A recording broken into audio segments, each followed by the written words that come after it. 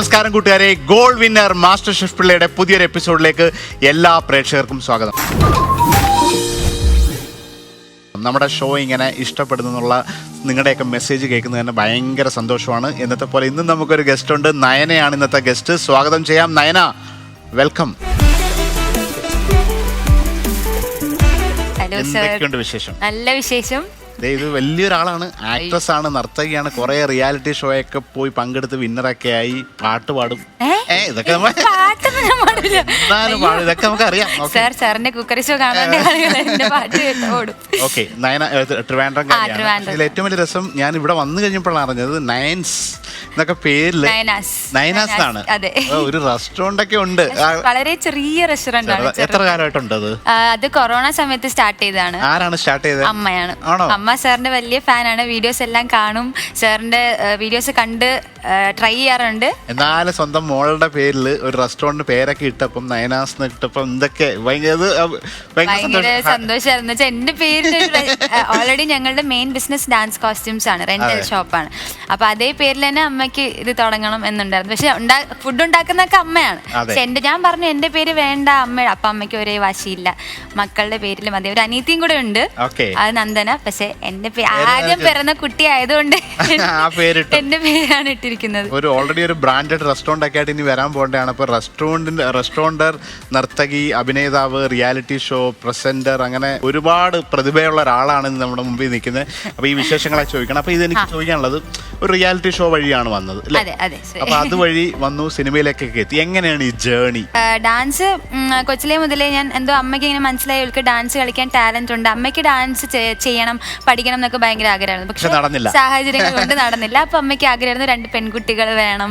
2 പേരാണ് ഞങ്ങൾ ഗേൾസ്, 2 പേരും ഡാൻസ് കളിക്കും, അവർ 2 പേരും നർത്തകിമാരാക്കണം എന്നൊക്കെ ഭയങ്കര ആഗ്രഹമായിരുന്നു. ഞാൻ ടിവിയിൽ എന്ത് സോങ് കണ്ടാലും ഡാൻസ് ചെയ്യും.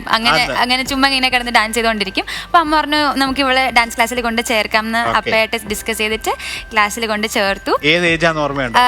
ഒരു 3-4 വയസ്സ്. അതെ, അതിനുപരി ഞാൻ അവിടെ സ്കൂൾ ആനുവൽ ഡേ, അതായത് ഞാൻ പ്ലേ സ്കൂളിൽ പോകുമ്പോൾ അവിടുത്തെ ആനുവൽ ഡേയിൽ ഞാൻ നന്നായിട്ട് കളിക്കുന്നു, അവിടെ പഠിപ്പിച്ച ഡാൻസ് അടിപൊളിയായിട്ട് കളിക്കുന്നുണ്ടെന്ന്. അതിന്റെയൊക്കെ ഫോട്ടോസ്, എന്റെ അപ്പയ്ക്ക് ഫോട്ടോ ഭയങ്കര പ്രാന്താണ്. എല്ലാത്തിനും മെമ്മറീസ് ഫോട്ടോ ആയിട്ട് ഒരു ആൽബം തന്നെ ഉണ്ട്. നയനയ്ക്ക് ഒരു ആൽബം, നന്ദനയ്ക്ക് ഒരു ആൽബം, അങ്ങനെ എല്ലാ മെമ്മറീസും ഉണ്ട്. അങ്ങനെ അത് കണ്ടും അമ്മ പറയുന്നുള്ള ഇതൊക്കെ ഓർത്ത് വെച്ചിട്ടുണ്ട്. അപ്പം അങ്ങനെ ഡാൻസ് ക്ലാസ്സിൽ ചേർത്തു. 4ാം ക്ലാസ് തൊട്ട് വെസ്റ്റേണും ക്ലാസിക്കലും, കൊച്ചിലെ മുതലേ ഭരതനാട്യം, കുച്ചിപ്പുടി, മോഹിനിയാട്ടം എല്ലാം ഇങ്ങനെ പഠിച്ച് വന്നപ്പോഴാണ് ഇങ്ങനെ ടി വിയിൽ ആഡ് കണ്ടത്. സൂപ്പർ ഡാൻസർ എന്നൊരു റിയാലിറ്റി ഷോ ആദ്യമായിട്ട് കേരളത്തിൽ വരികയാണ്. അങ്ങനെ ശരി, കിട്ടുന്നൊന്നും ഒരു ഉറപ്പും ഇല്ല, കാരണം അന്നൊക്കെ റിയാലിറ്റി ഷോസ് ഒന്നും ഇല്ല. അപ്പൊ എനിക്കൊന്നും കുറെ അറിയിക്കാൻ പറ്റാത്തോളം ആൾക്കാരുണ്ടായിരുന്നു. അപ്പൊ ഇങ്ങനെ ഓഡിഷന് പോയി, നീ ചുമ്മാ പെർഫോം ആയിട്ട് വാടി, ഒരു എക്സ്പീരിയൻസ് അല്ലേ എന്ന് പറഞ്ഞ് പോയതാ. പക്ഷെ സെലക്ട് ആയി, ഫൈനലെത്തി. അത് കഴിഞ്ഞ് ഞാൻ ഒരു 4-5 റിയാലിറ്റി ഷോസ് ചെയ്തു. 6ാമത്തെ ഒരു റിയാലിറ്റി ഷോയിലാണ് എനിക്ക് വിന്നർ ആവാൻ പറ്റിയത്. അതുവരെ എല്ലാ ഷോയും ഫൈനലെത്തും, പ്രൈസ് കിട്ടൂല, അങ്ങനെയായിരുന്നു. ഫുഡ് അതാണ് മെയിൻ കാര്യം. ഇന്ന് എന്താണ്? ഒരു കരിമീനാണ്. കരിമീനിന്റെ ഒരു ഗ്രിൽഡ് ആണ്. പക്ഷെ ഇതിനകത്ത് ഒരു മെത്തേഡ് വെച്ചാൽ ഇലക്കകത്തിട്ട് നമുക്ക് ഫ്രൈ ചെയ്തെടുക്കാം.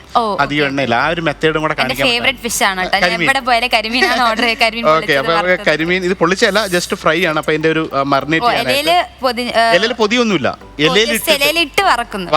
ഓക്കെ,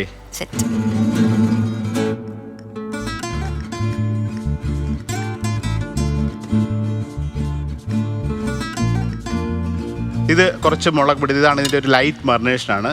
കുറച്ച് ചില്ലി പൗഡർ, ടർമറിക് പൗഡർ, അതുകൂടാണ്ട് black pepper, salt, lime juice, ലേശം എണ്ണ ഒഴിച്ചിട്ട് ഇങ്ങനെ ഒരു കുഴമ്പ് പരുവത്തിൽ നമ്മളിങ്ങനെ ഒന്ന് മറിനേറ്റ് ചെയ്തെടുക്കുന്നു. എന്നിട്ട് ഇതിനെ ഫിഷിനെ മറിനേറ്റ് ചെയ്യുക. സിമ്പിളായിട്ട് വീട്ടിലൊക്കെ ഉണ്ടാക്കാൻ പറ്റുന്ന ഏതുതരം ഫിഷും ചെയ്യാൻ പറ്റുന്ന ഒരു സംഭവമാണ്. ഞാൻ എന്തായാലും ട്രൈ ചെയ്യട്ടോ.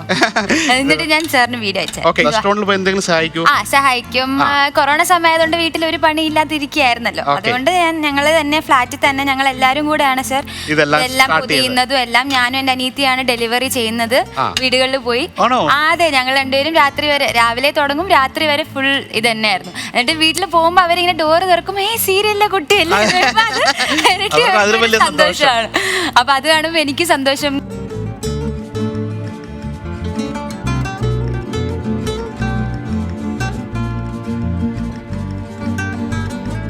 ഇപ്പൊ എന്തൊക്കെ ഫുഡ് ഉണ്ട് റെസ്റ്റോറന്റില്? മെയിൻലി മലബാർ ഫുഡാണ്, അതായത് വീട്ടിലുണ്ടാക്കുന്ന സ്നാക്സ് ആണ്. ഇലയുടെ കൊഴുക്കട്ട, പിന്നെ ഉന്നക്കായ, കിളിക്കൂട്, പിന്നെ പോക്കറ്റ് ഷവർമ, അതൊക്കെ. ഇലയുടെയും കൊഴുക്കട്ടയും പഴംപൊരി ഉഴുന്നോടെയൊക്കെയാണ്. എല്ലാം ലൈവായിട്ടാണ് ഉണ്ടാക്കി കൊടുക്കുന്നത്. എല്ലാം ലൈവായിട്ട് വരും. സോ താനൊന്ന് ചൂടാവട്ടെ. നയന ഇപ്പം ഡാൻസിൽ കുറെ ചെറിയ പ്രായത്തിലേ പഠിച്ചു. അതെ. അപ്പൊ ഇത് വെച്ചിട്ട് ഇപ്പൊ ആളുകളെ പഠിപ്പിക്കാനും തുടങ്ങി. How you feel as A teacher? ഇപ്പൊ പഠിപ്പിക്കുമ്പോൾ മാത്രമല്ല, ആരുടെ ഒരു ഡാൻസ് കണ്ടാലും അതിൽ നിന്ന് നല്ല കാര്യങ്ങൾ എടുത്ത് എനിക്ക് ഇംപ്ലിമെന്റ് ചെയ്യാനാണ് താല്പര്യം. അപ്പൊ കൊച്ചു പിള്ളേരാണെങ്കിൽ പോലും ഞാൻ ഓരോ ദിവസവും പഠിച്ചുകൊണ്ടിരിക്കുകയാണ് അവരെ പഠിപ്പിക്കുമ്പോഴും. അത് മാത്രമല്ല, നമ്മൾ കൂടുതൽ ഹോംവർക്ക് ആണ്. ഇപ്പോഴത്തെ കുട്ടികളൊക്കെ തിരിച്ചിങ്ങോട്ട് നല്ലപോലെ ചോദ്യങ്ങൾ ചോദിക്കുമല്ലോ. ഒരിക്കലുമില്ല. അവരെ ഞാൻ ടീച്ചർ എന്നുള്ള രീതിയിലല്ല, ഒരു ചേച്ചി അല്ലെങ്കിൽ ലൈക്ക് ഒരു ഫ്രണ്ട്. അവർക്ക് ഞാൻ ഭയങ്കര എന്താ പറയാ, ഞങ്ങൾ ഭയങ്കര കണക്റ്റഡ് ആണ്. അതെ. പിന്നെ അവർക്ക് ഡൗട്ട് ഒക്കെ ഉണ്ടെങ്കിൽ ഞാൻ പഠിപ്പിച്ചു കൊടുക്കാറുണ്ട്. സബ്ജക്ട്സ് ഒക്കെ, മാത്സ് ഒക്കെ. അവർ പറയും ചേച്ചി ഞാൻ പൊട്ടു, എനിക്ക് ഹെൽപ്പ് വേണം എന്ന് പറയുമ്പോൾ ഞാൻ അതും പറഞ്ഞു കൊടുക്കും. സോ ലൈക്ക് അതെ അതെ, എനിക്ക് ഭയങ്കര ഇഷ്ടം പഠിപ്പിക്കാൻ. നമ്മൾ ഫിഷ് ഗ്രില്ല് ചെയ്യുന്നതിന് മുമ്പ്, ഗ്രില്ല് ചെയ്ത് തുടങ്ങുന്നതിന് മുമ്പ് 2 സ്റ്റെപ്പ് നമ്മളെ കാണിച്ചു തരണം. ഏതെങ്കിലും അതൊക്കെ ഇതൊരു മെത്തേഡാണ്. നമ്മൾ മീനൊക്കെ ഡയറക്റ്റ് ആയിട്ട് പൊരിക്കാം. അപ്പോൾ ചിലർക്കൊക്കെ എണ്ണ ഇല്ലാണ്ട് പൊരിക്കണം അല്ലെങ്കിൽ കഴിക്കണം എന്നുള്ളതിൻ്റെ ഏറ്റവും ഒരു ബെസ്റ്റ് എക്സാമ്പിളാണ് വാഴയില. ഒരു നോൺ സ്റ്റിക്ക് പാൻ്റെ തുല്യമുള്ള ഒരു സാധനമാണ്. അപ്പോൾ ജസ്റ്റ് ഒരു ലൈറ്റ് ഇത് ഇല കരിയാണ്ടിരിക്കാൻ വേണ്ടി മാത്രം പാനിനകത്ത് ലേശം എണ്ണ ഇട്ടു, എന്നിട്ടൊരു വാഴയില പ്ലേസ് ചെയ്തു. അതിനകത്ത് വേണമെങ്കിൽ ഒരു തുള്ളി, ഒരു പൊടിക്ക്, ഇറ്റ്സ് നോട്ട് നെസസറി, ഇത് ജസ്റ്റ് ഒന്ന് ലൈറ്റായിട്ട് അപ്ലൈ ചെയ്തിട്ട് ഈ ഫിഷ് ഇലക്കകത്ത് തന്നെ വെച്ച് കഴിഞ്ഞാൽ ഇലക്കകത്ത് തന്നെ ഗ്രില്ലായിട്ട് കിട്ടും. നല്ല ഒരു പാനി ഫ്രൈ ചെയ്യുന്ന പോലെ മുരിഞ്ഞ് നല്ല കളർഫുൾ ആയിട്ട് കിട്ടും. ഓക്കെ. അപ്പൊ ഇതിങ്ങനെ ഇരിക്കട്ടെ. ഇത് വേണമെങ്കിൽ തിരിച്ചൊരു ഇല രണ്ട് സൈഡിലിട്ട് ഇടണമെന്ന് നിർബന്ധമില്ല, തിരിച്ചു മറിച്ച് ഇടാൻ പറ്റും. സിമ്മിലിടാം. ഏത് ഹൈ ഫ്ലൈ ആയാലും കുഴപ്പമില്ല. ഇത് വാഴയില ഒരിക്കലും കരിയില്ല. വാഴയില നമ്മുടെ ഒരു നോൺ സ്റ്റിക്ക് പാൻ പോലെ ആ ഇലക്കകത്ത് പൊള്ളിച്ചെടുക്കുന്ന ഫിഷാണ്. ഇതാണ് ശരിക്കും. ഇതിനകത്ത് മറ്റേ മീൻ പൊള്ളിച്ച പോലുള്ള മസാലയോ ഒന്നുമില്ല. മീൻ നിങ്ങൾ എങ്ങനെ ഓയിൽ ഫ്രൈ ചെയ്യുന്നു അതുപോലെ തന്നെ ഇതിനെ കിട്ടുന്നുണ്ട്. ഇല ഇങ്ങനെ മാറ്റി കൊടുത്ത് വെക്കുകയാണ്. അപ്പോൾ ഒരു സൈഡ് ഗ്രില്ലായി കഴിഞ്ഞാൽ തിരിച്ചിടുക. ഓക്കെ. അപ്പോൾ ഇത് ഈ ഒരു ഫിഷ് ഒരു 5 മിനിറ്റ്സിൽ ഗ്രില്ലാവും. 5 മിനിറ്റ് ആണ് ഇതിന്റെ ഒരു സമയം. അപ്പോൾ ഇതിനകത്ത് വേണമെങ്കിൽ കുറച്ച് ഒരു ഫ്ലേവർ ഒക്കെ ആഡ് ചെയ്യാനായിട്ട് കുറച്ച് കറിവേപ്പില ഇട്ട് കൊടുക്കാം.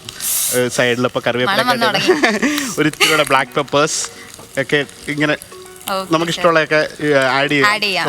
ചോപ്പ് ചെയ്ത ഇഞ്ചി ഒക്കെ വേണമെങ്കിൽ ഇതിനകത്ത് ആഡ് ചെയ്യാം. പച്ചമുളക് ആഡ് ചെയ്യാം. കുറച്ചുകൂടെ സ്പൈസി ഒക്കെ ഇഷ്ടപ്പെടുന്നവർക്ക് ഫൈനലി ചോപ്പ് ചെയ്ത പച്ചമുളക്, ഇഞ്ചി, കറിവേപ്പില, ഇതിന്റെ മേലെ വെതറിയാൽ വേറെ തരം ഫ്ലേവറിൽ കിട്ടും. അതൊക്കെ നമുക്ക് എങ്ങനെ വേണമെങ്കിലും ഇങ്ങനെ ആക്കിയിടും.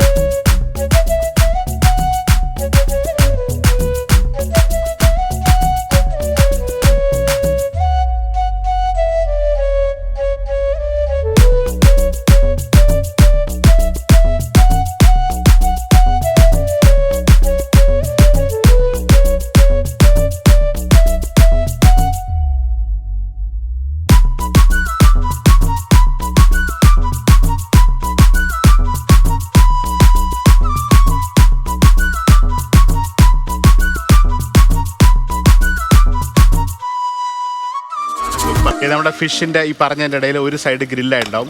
അപ്പൊ ഇത് വേണമെങ്കിൽ ഫിഷ് ആയിട്ട് തിരിച്ചിടാം. അതല്ലെങ്കിൽ കുറച്ചുകൂടെ നിങ്ങൾക്കൊക്കെ വീട്ടിൽ ഈസി ആയിട്ട് ചെയ്യാൻ വേണ്ടിയിട്ട് രണ്ടാമത്തെ ഒരു ഇല എടുത്ത് ഇങ്ങനെ വെക്കുക.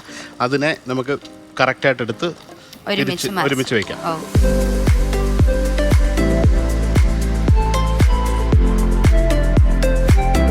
ഈ ഇല ഇതാണ് ഇതിന്റെ ഒരു ഗ്രില്ല് ചെയ്ത മാർക്ക്. സാധാരണ കരിമീനൊക്കെ ഫിഷ് ഗ്രില്ല് ചെയ്യുമ്പോൾ അതിന്റെ സ്കിന്നൊക്കെ എല്ലാവരുടെയും പോകും. സ്കിന്ന് പോവില്ല, കൃത്യമായിട്ട് ഗ്രില്ലായിട്ടുണ്ട്. അടുത്ത സൈഡിലും ഇതേപോലെ തന്നെ ഗ്രില്ലാവും. അതാണ് എൻ്റെ ഏറ്റവും വലിയ പ്രത്യേകത. ഇല കരിഞ്ഞിട്ടില്ല. അതിൻ്റെ ഈ വാഴയിലയിൽ വാട്ടിയ ഫ്ലേവർ അതായത് ഉണ്ടാവും. ഇതാണ് എൻ്റെ കളർ കണ്ടോ, ഉള്ളിലെയും വെളിയിലെയും. കരിമീനല്ല, ഏത് മീനായാലും എൻ്റെ സ്കിന്ന് കൃത്യമായിട്ട് ഗ്രില്ല് ചെയ്തെടുക്കുന്നതാണ് ഒരു ഫിഷ് കുക്ക് ചെയ്യുന്നതിൻ്റെ ഒരു അടിസ്ഥാനമായ ഒരു ഘടകം. നല്ല ക്രിസ്പി സ്കിന്നായിരിക്കും, കറക്റ്റായിട്ട് കുക്കാവും, ഓവർ കുക്ക് ആവില്ല. പിന്നെ ഇത് തിരിച്ചും മറിച്ചു വിടാനുള്ള പ്രശ്നമില്ല. ഇലയ്ക്കകത്ത് നമുക്കൊരു എഡ്ജൊക്കെ ഉണ്ടാവും. ഇതേപോലെ പിടിക്കാം, എന്ത് വേണമെങ്കിലും ചെയ്യാം. ഓക്കെ.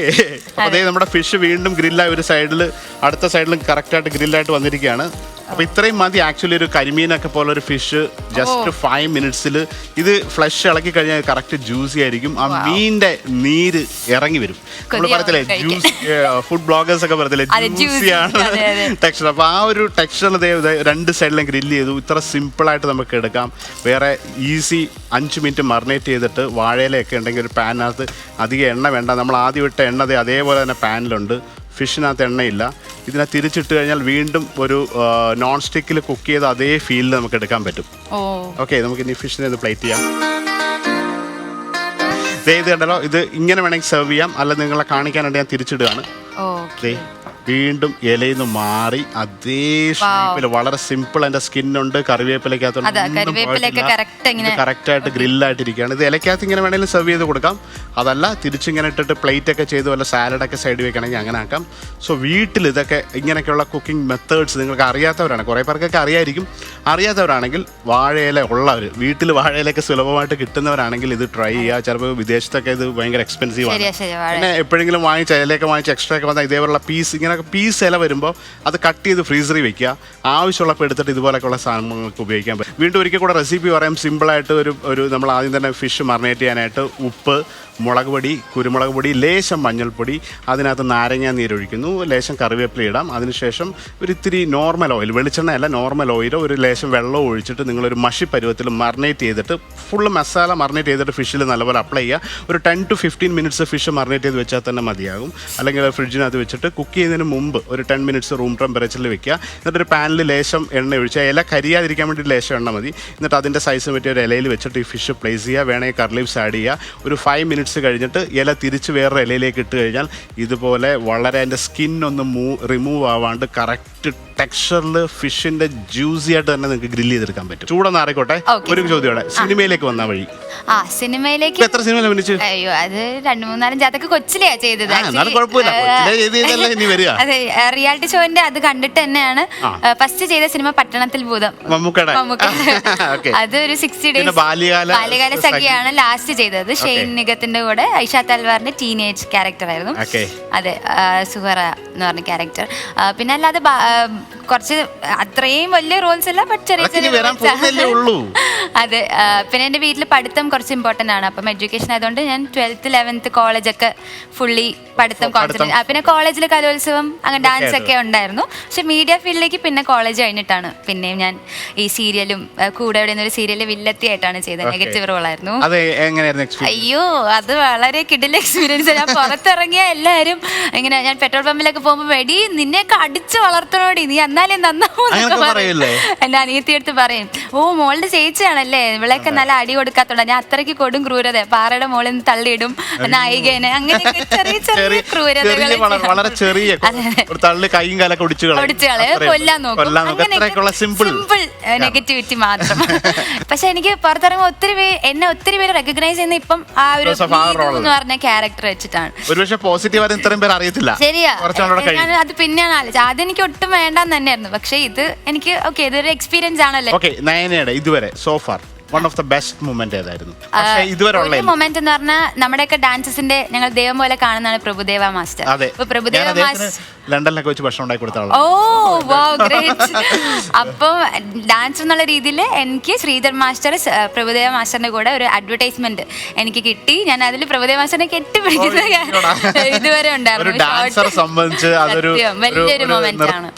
പ്രൊഫഷണൽ ആയിട്ടിരിക്കുന്ന ഒരാള് പ്രഭുദേവനെ കാണുക, അല്ലെങ്കിൽ നമ്മുടെ പ്രഭുദേവ മാസ്റ്റർ കാണാൻ മാത്രല്ല കെട്ടിപ്പിടിക്കുക.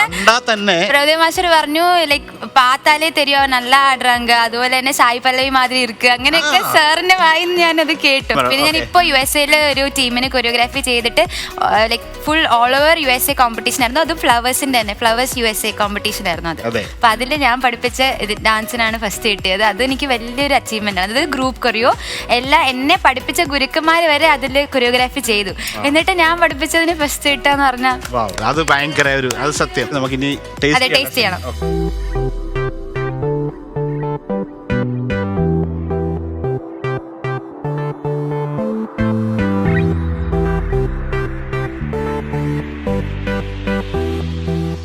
നയന, അതേ കരിമീൻ റെഡി ആയിട്ടുണ്ട്. അപ്പൊ കരിമീൻ ഫേവറേറ്റ് ആണെന്നൊക്കെ പറഞ്ഞാലും കരിമീൻ എല്ലാവരുടെയും ഒരു പ്രശ്നം എന്ന് വെച്ചാൽ മുള്ളുള്ള ഫിഷാണ്. അപ്പൊ ഇച്ചിരി ശ്രദ്ധിച്ചില്ലെങ്കിൽ മുള്ള് വലിയ പ്രശ്നക്കാരാണ്. എന്നാലും ഇവിടെ വന്ന സ്ഥിതിക്ക് എന്റെ ഒരു ഉത്തരവാദിത്തമുണ്ട്, ഞാനൊരു ഡീബോൺ ചെയ്ത് തരാം. സാധാരണ ഇതൊരു പ്രൊഫഷണലി ഒരു ഫിഷിന്റെ ഒരു ഏറ്റവും ബെസ്റ്റ് പാർട്ട് എന്ന് പറയുന്നത് ഇതിന്റെ സെന്റർ പാർട്ടാണ്. ബോൺ ഇല്ലാതെ തന്നെ നമുക്ക് ഇതിനെ ഡീബോൺ ചെയ്ത് കൊടുക്കാൻ പറ്റും. ഓക്കെ, അപ്പൊ ഇവിടുന്ന് ജസ്റ്റ് ഒരു കട്ട് ചെയ്തിട്ട് ഈ ഒരു ഫ്ലഷ് ചെയ്തുണ്ട് മുള്ളില്ലാതെ തന്നെ ഇറങ്ങി വരും. ഇതാണ് എന്റെ അപ്പൊ നമുക്ക് ആർക്കെങ്കിലും കുട്ടികളുണ്ട് ഇവിടെയാണ് എന്റെ മുള്ള് സെന്ററിലുള്ള. അപ്പൊ ഇവിടെ ഒരു പാർട്ട് കട്ട് ചെയ്തെടുക്കാം. എന്നിട്ട് ഇവിടുന്ന് വീണ്ടും എടുക്കാം. ഇവിടുന്ന് എടുത്തു കഴിഞ്ഞാൽ ഇത് വീണ്ടും ആ മുള്ളില്ലാത്ത കൃത്യഭാഗം മാറ്റം. ഇത് വലിയ മുള്ളില്ലാത്ത ഇപ്പൊ കുട്ടികൾക്കൊക്കെ കരിമീൻ കൊടുക്കുക. ആദ്യം ഇതേപോലെ എല്ലാവരുടെയും പ്രശ്നം ഇത് ഇങ്ങനെ ആക്കുകയാണ്. അതിനെ ഡീബോൺ ചെയ്ത് കറക്റ്റ് ഈ ഒരു സെന്ററിലേക്ക് മാറ്റി അതിന്റെ സെന്റർ ബോൺ കിട്ടും. പിന്നെ ഇതിനെ വീണ്ടും ഇവിടുന്ന് ഒരു കട്ട് ചെയ്തെടുത്തു കഴിഞ്ഞാൽ ഇനി എനിക്ക് ഹോട്ടലിൽ പോകുമ്പോ ഷോ കാണിക്കാം. ഇതുണ്ടോ, ഇതിനെ ഇങ്ങനെ എടുത്തിട്ട് ഈ ബോണിനെ വീണ്ടും ഇവിടുന്ന് മെയിൻ ബോൺ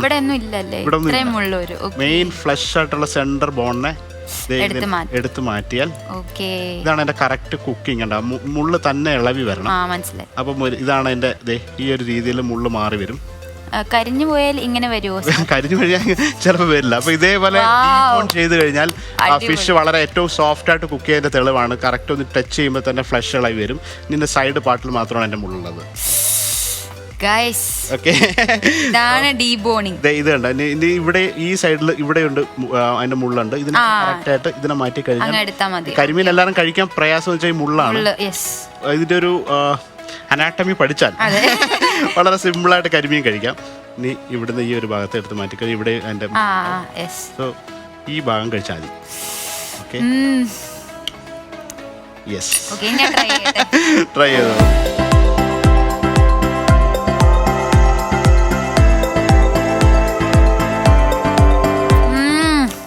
മോനെ രക്ഷയില്ല, അടിപൊളി. മുള്ളില്ലാതെ കഴിക്കാൻ നല്ല സുഖം, നല്ല സോഫ്റ്റ്, മസാല, ഉപ്പ് എല്ലാം കറക്റ്റ്. എല്ലാം നമ്മുടെ കേരളത്തിന്റെ ഒഫീഷ്യൽ ഫിഷാണ്. അപ്പോൾ ഇത് കിട്ടുന്നവർ ഇതേ രീതിയിൽ ഗ്രില്ല് ചെയ്ത് കഴിക്കുക. വളരെ ഹെൽത്തി. ഇത് ഒരുപാട് ആളുകളെ കഴിക്കുന്നത് ഓയിൽ ഫ്രൈ ചെയ്തിട്ടാണ്. ഇത് ഓയിൽ ഫ്രൈ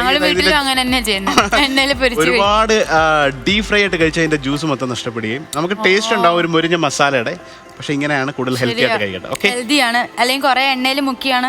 അതെ, ആ ഫിഷിന്റെ ഫ്ലേവർ കൃത്യമായിട്ട് മനസ്സിലാവും. സോറി, ഞാനിങ്ങനെ ഓക്കെ, ശരിക്കും നല്ല ടേസ്റ്റ്.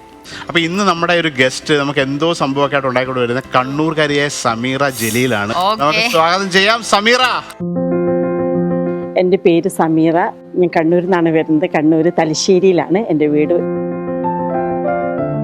ബേസിക്കലി ഞാനൊരു ഫുഡ് കൺസൾട്ടൻ്റ് ആണ്. പിന്നെ എൻ്റെ വല്യമ്മാൻ്റെ റെസിപ്പീസാണ് ഞാൻ ഫോളോ ചെയ്യുന്നത്. ഇപ്പം ഞാൻ കൊണ്ടുവന്നിരിക്കുന്നത് മലബാർ ഒരു ഡിഷാണ്.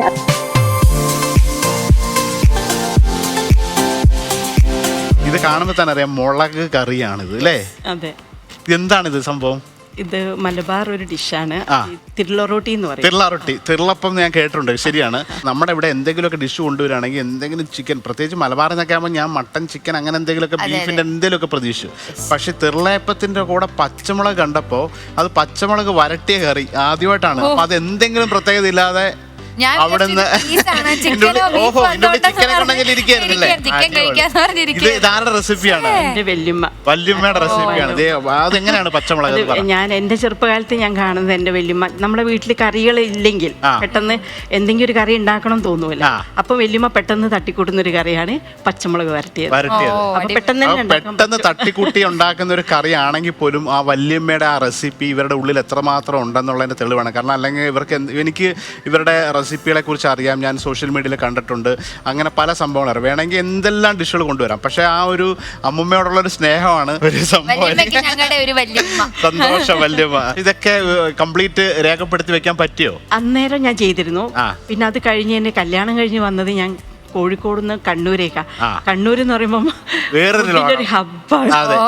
എനിക്ക് ഒരു ഐഡിയ ഇല്ല ഇങ്ങനെ ഇതാണ് എന്താണ്. ഇത്രയും കോഴിക്കോട് നിങ്ങൾ കണ്ണൂർ പോയപ്പോൾ അവിടെ പോയി ഞെട്ടി?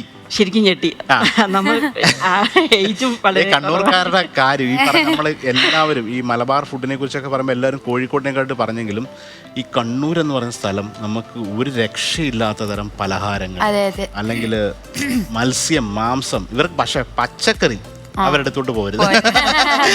ബാക്കി ഇനി മീനിന്റെ എന്ത് സാധനമാണേലും അതുപോലെ സീ ഫുഡും മീറ്റും പലഹാരങ്ങൾ വെജ് ഒഴികെ കണ്ണൂർ പറഞ്ഞ വെജ് ഒക്കെ അവിടെ ഉണ്ട്, എന്നാൽ പക്ഷെ അവർക്ക് വലിയ പ്രിയമില്ല.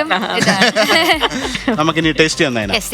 ഞാൻ ആദ്യമായിട്ടാണ് കഴിക്കാൻ പോകുന്നത്. ഓ ഇതുണ്ടോ, ഇത് വളരെ പുഡിംഗ് പോലുള്ള ഒരു ബ്രെഡ് ഇതാണ്. ഞാനിത് ഇത് എന്തൊക്കെയാണ് തെരളയപ്പത്തിന്റെ? തേങ്ങാപ്പാലും നമ്മുടെ ഗീ റൈസ് ഇല്ലേ, റൈസ് നെയ്ച്ചോറിന്റെ അരി അതോടെ അരച്ചൊക്കെ ഉണ്ടാക്കുന്നത്. ഇച്ചിരി പാടുള്ളൊരു സാധനമാണ് ഈ തെരളയപ്പം. ഇത് കോഴിക്കോടുകാരുടെയാണ്, ഇത് കണ്ണൂരല്ല അല്ലേ? ഞാൻ കോഴിക്കോട് ഇങ്ങനെയാണ് പ്ലെയിൻ. കോഴിക്കോട് വരുമ്പോ അതിനകത്ത് സ്റ്റഫ്.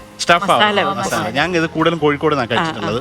ഞാൻ കല്ലായിൽ ഒരു വീട്ടിൽ പോയപ്പോൾ എനിക്ക് ഇത് ഉണ്ടാക്കി തന്നു. കല്ലായിലുള്ള അവരുടെ ഏറ്റവും സ്പെഷ്യൽ എന്ന് പറഞ്ഞാൽ അത് കുറച്ചുകൂടെ സോഫ്റ്റ് ആയിട്ടുള്ളൊരു സംഭവമാണ്.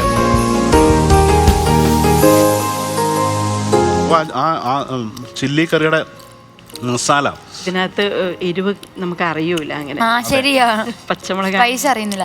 ഒരു മീറ്റ് കറിയുടെ ഫ്ലേവർ ആണ് അല്ലേ? അതെ. ഇത് തേങ്ങയാണോ ഇതിനകത്ത്? അതോ ഇതിനകത്ത് മല്ലിപ്പൊടിയും പുളിയും കൂടെ. തേങ്ങയുണ്ട്? ഇല്ല, തേങ്ങയില്ല അല്ലേ? തേങ്ങയില്ല. ആ പച്ചമുളക് അങ്ങനെ തന്നെ എടുത്ത് നമുക്ക് കഴിക്കാം. അത് എരിവില്ലെന്ന് ഉറപ്പല്ലേ? അങ്ങനെ ഉണ്ടെങ്കിൽ ഒരു 10 മിനിറ്റ് വെയിറ്റ് ചെയ്യേണ്ടി വരും. കുറച്ച് ഐസ്ക്രീം ഒക്കെ സൈഡിൽ വെക്കും. ഞാൻ ഗ്യാരണ്ടി ആയിട്ട് ഈ പച്ചമുളക് കഴിക്കാൻ പോവാണ്.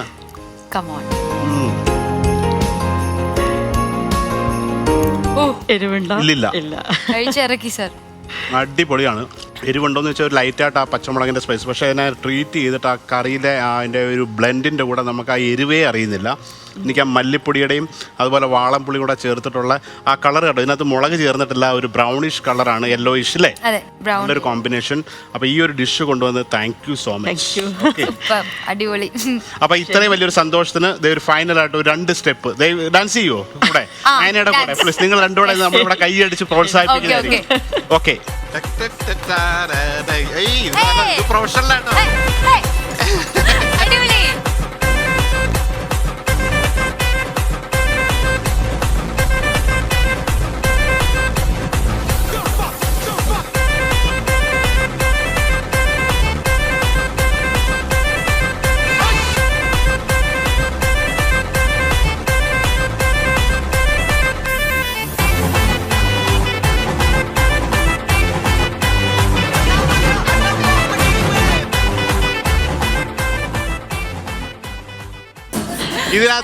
ഇതിനകത്ത് എന്തോ കള്ളക്കളിയുണ്ട്. അല്ലല്ല, ഇതെന്തോ നിങ്ങൾ നേരത്തെ പ്ലാൻ ചെയ്തതാണ്. ഇതൊന്നും അറിയാത്ത ആള് വന്ന് അതേ സ്റ്റെപ്പ് തന്നെ കാണും. സൂപ്പർ. അപ്പൊ ഡാൻസും ഉണ്ട്, പാചകം മാത്രമല്ല. അതെ. അപ്പൊ എന്താണ് ലാസ്റ്റ് പറയണെന്ന് പറഞ്ഞു? ഗ്രാൻഡ് ഹയാത്തിലെ ഈ പ്രാവശ്യത്തെ മെനു ചേഞ്ചിങ്ങിൽ എന്റെ ഒരു മെനു കൂടെ കേറിയിട്ടുണ്ട്. എന്ത് ഡിഷാണ്? ഉണക്കനെല്ലിക്ക അരച്ച കറി. ഓ, ഡ്രൈഡ് ഗൂസ്ബെറി കറി എന്നാണ് എന്റെ ഇംഗ്ലീഷ്. ഉണക്കനെല്ലിക്ക അരച്ച കറി ഗ്രാൻഡ് ഹയാത്തിലെ മെനുവിലൊക്കെ വന്നിരിക്കുന്ന ഒരു ഫുഡ് കൺസൾട്ടന്റിന്റെ ഡിഷാണ് നമുക്ക് കൊണ്ടുവന്നത്. അപ്പോൾ ഒന്നും പറയണ്ട. Thank you so much. ഇങ്ങനെ ഒരു എപ്പിസോഡ് നിങ്ങൾ രണ്ടുപേരെയും കാണാൻ പറ്റും. സോ നയന പറഞ്ഞ പോലെ നല്ല ഷോസ് ആൻഡ് ഒരുപാട് ആഗ്രഹിച്ച ഒത്തിരി വേഷങ്ങൾ നിങ്ങളുടെ ആഗ്രഹം പോലൊക്കെ സംഭവിക്കട്ടെ. So thank you so much രണ്ടുപേർക്കും. ഭയങ്കര സന്തോഷമായിട്ടുള്ള എനർജറ്റിക് ആയിട്ടുള്ള ഒരു എപ്പിസോഡായിരുന്നു. ഗോൾഡ് വിന്നർ മാസ്റ്റർ ഷെഫ് പിള്ളയുടെ ഒരു എപ്പിസോഡ് ഇവിടെ പൂർണ്ണമാവുകയാണ്. അപ്പോൾ ഇതുപോലെ വീണ്ടും ഒരു എപ്പിസോഡിൽ പുതിയൊരു ഗസ്റ്റും അതേപോലുള്ളൊരു കഥകളൊക്കെ ആയിട്ട് ഞങ്ങൾ വീണ്ടും വരും. Thank you so much. By.